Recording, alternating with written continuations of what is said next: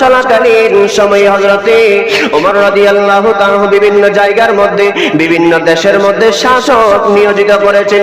ঠিক তেমনই ইরাকের জমিনের মধ্যে যিনাকে পাঠিয়েছেন তিনি হচ্ছেন আবু মুসা আশআরী রাদিয়াল্লাহু তাআলা, আল্লাহর রাসূলের বড় একজন সাহাবী। তিনাকে পাঠিয়েছেন ইরাক জয় করার জন্য, ইরাকে মুসলমানের করায়াতে নিয়ে আসার জন্য। হযরতে আবু মুসা আশআরী রাদিয়াল্লাহু তাআলা ইরাকের জমিন জয় করার পরে তুস্তর নামক একটি জায়গা রয়েছে, ওই জায়গা জয় করার পরে তিনি খুঁজতে লাগলেন, কারণ তিনি শুনেছেন আল্লাহর রাসূল থেকে। তিনি খুঁজতে খুঁজতে খুঁজতে ওই রাজপ্রাসাদের মধ্যে গিয়ে ঘরের একটা কোণের মধ্যে একটি সিন্দুক পেয়েছেন, দামি, অনেক দামি সিন্দুক একটা। ওই সিন্দুক খোলার পরে নূরানি চেহারা জ্বলজ্বল করছে, এবং নূরানি চেহারার একজন মানুষকে দেখা যাচ্ছে। বলুন না সুবহানাল্লাহ। আপনার রাজপ্রাসাদের মধ্যে এমন একজন মানুষ ছিলেন যিনি দেখা মাত্রই, দেখার সাথে সাথে যে চিনে ফেলেছেন, ইনি হচ্ছেন আর কেউ নয় হযরতে দানিয়েল আলাইহিস সালাম। বলুন না